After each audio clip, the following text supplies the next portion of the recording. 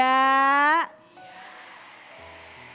Pemirsa jangan beranjak dari kajian hati karena sesaat lagi kita akan dengarkan cerita apa yang dibawa oleh bintang tamu kali ini. Kita dengerin cerita dan pertanyaan apa yang dibawa oleh sahabat saya Kiki Amalia.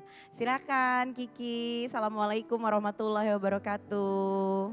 Perkenalkan saya Kiki Amalia, banyak hal yang saya dapatkan, yang saya belajar dari kegagalan rumah tangga saya. Sehingga saya terpuruk Ustadz, saya malu untuk berinteraksi dengan orang. Saya malu untuk mendapat teman baru, saya malu untuk menerima pekerjaan. Karena masalah rumah tangga itu sangat-sangat membuat saya jatuh, terpuruk di titik yang terendah Ustadz. Saya tidak punya kepercayaan diri, sehingga saya malu untuk bergaul dengan siapapun. Di situ saya akhirnya mencari seorang psikolog dan juga kalau bisa dibilang ahli agama untuk saya menguatkan hati saya. Jadi setelah 4 tahun saya memulihkan hati saya berkonsultasi dengan ahli agama dan juga psikolog. Kemudian ujian datang kembali kepada hidup saya. Ayah saya sakit Ustadz. Ayah saya divonis kanker usus Ustadz. Saya harus, karena saya adalah tulang punggung keluarga. Walaupun ayah saya seorang dokter, tapi saya harus menggantikan peran beliau. Apapun saya lakukan untuk pengobatan ayah saya. Karena ayah saya itu membutuhkan biaya yang sangat besar Ustadz. Sehingga saya mengambil pekerjaan apapun, menjadi DJ pun saya lakukan. Walaupun saya berat hati gitu, harus pagi saya syuting sinetron dengan stripping, pulang malam saya sampai pagi saya kerja lagi gitu Ustadz. Demi ayah saya, 4 tahun saya menemani ayah saya untuk berjuang melawan kanker.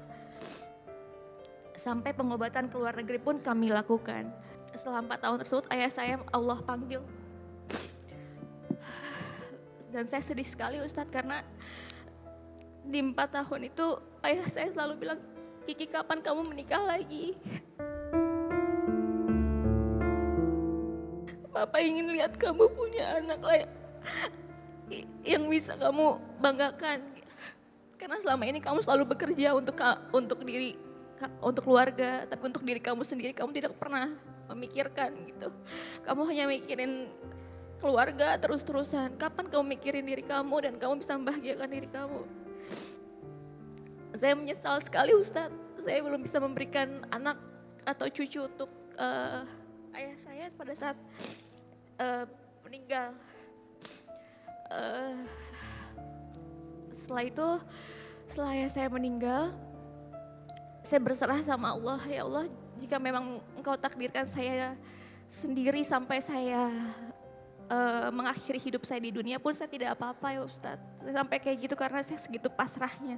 Karena saya tidak berani lagi membuka hati saya untuk laki-laki. Qadarullah, Allah tiba-tiba 2 tahun kemudian memberikan saya hadiah yang luar biasa.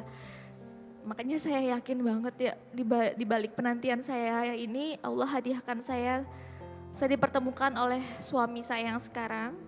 Alhamdulillah suami yang saya baru kenal 1 minggu langsung diajak nikah Ustadz. Tanpa apa ya, dia nggak melihat masa lalu saya. Padahal dia belum pernah menikah, sementara saya adalah janda. Saya janda hampir 12 tahun Ustadz. Dan alhamdulillah suami saya langsung ajak saya menikah. Tengah lama kemudian 6 bulan setelah pernikahan saya hamil Ustadz. Padahal saya udah berserah sama Allah. Ya Allah saya umur sudah 40. Saya rasa saya tidak mungkin bisa punya anak. Saya tanya sama suami saya, apakah kamu mau menikah dengan saya kalau saya tidak punya anak nantinya? Karena saya udah berserah saya tidak akan punya anak, umur saya sudah 40. Kata suami saya, di dunia ini saya rasa kalau kita tidak punya anak ya nggak apa-apa. Yang penting kita bisa sama-sama dan kita bisa meraih surganya Allah sama-sama.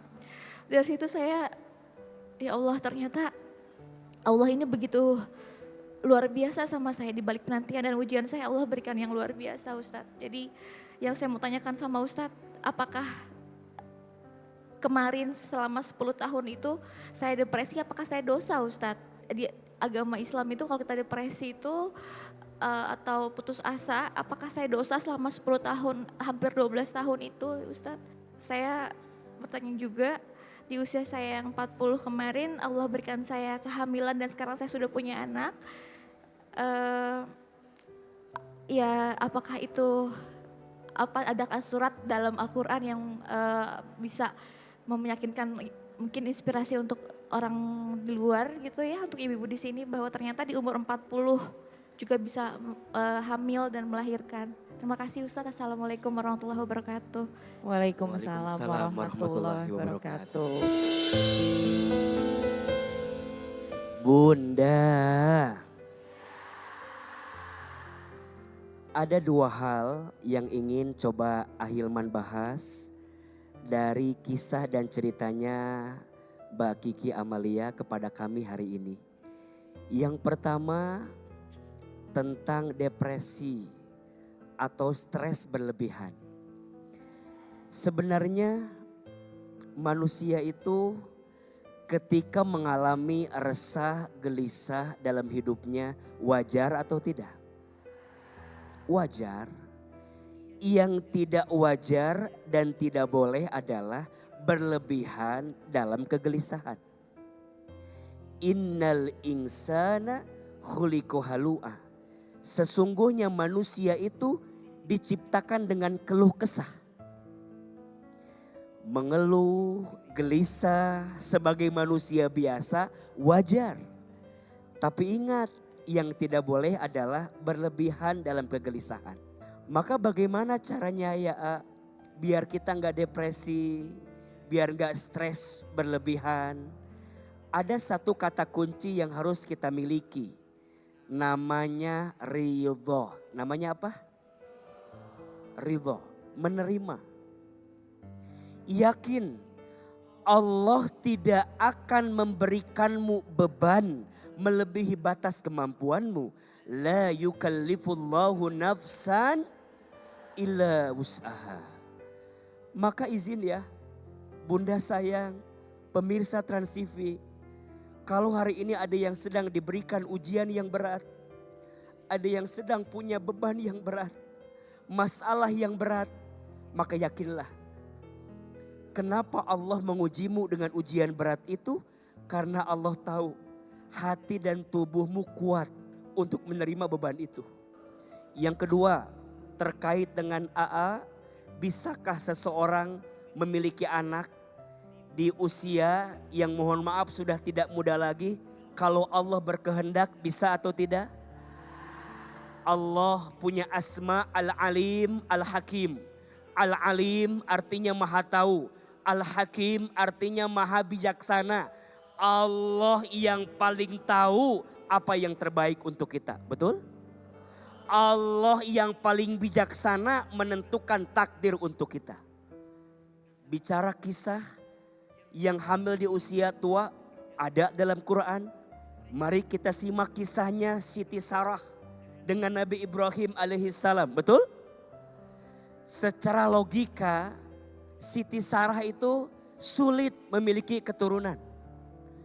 Usia beliau waktu itu dikisahkan sudah 100 tahun. Bahkan izin sudah menopause. Bahkan izin didiagnosa beliau itu mohon maaf tidak akan punya anak. Mandul. Tapi kalau Allah mau jadi atau tidak? Innama amruhu iza aroda syai'an ayyakula lahu kun fayakun. Setiap urusan jika Allah yang sudah mau, mudah bagi Allah. Tinggal katakan kun fayakun. Jadilah maka terjadilah. Percayalah Allah yang maha tahu.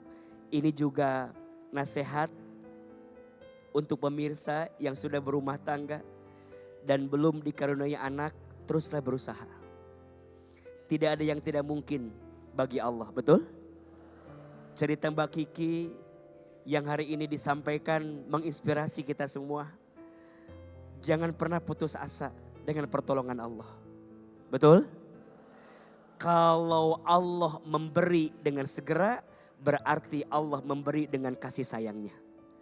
Kalaupun Allah tidak memberi pun, berarti Allah juga memberi dengan kasih sayangnya. Jika doamu belum dikabulkan di waktu yang cepat, maka Allah akan kabulkan di waktu yang tepat. Insya Allah. Sekarang saatnya papa udah, mungkin udah gak lama lagi, papa bilang gitu. Papa udah gak lama lagi kamu bahagian diri kamu, dan pasti papa akan terus doain, kata papa. Gak lama, 1 menit kemudian papa meninggal. Ya aku cuma bilang, Pak, sekarang Kiki yang sekarang, Pak. Kiki yang udah ngasih cucu buat papa. Kiki yang udah wujudin keinginan papa. Terima kasih atas doanya. Papa gak pernah berhenti berdoa buat Kiki dan Allah jawab semuanya. Allah bayar tunai semuanya, Pak. Semua kesakit hatian Kiki, semuanya Allah kasih berlipat-lipat kebahagiaan. Allah kasih Kiki suami yang baik, suami yang meratukan Kiki luar biasa, Masya Allah.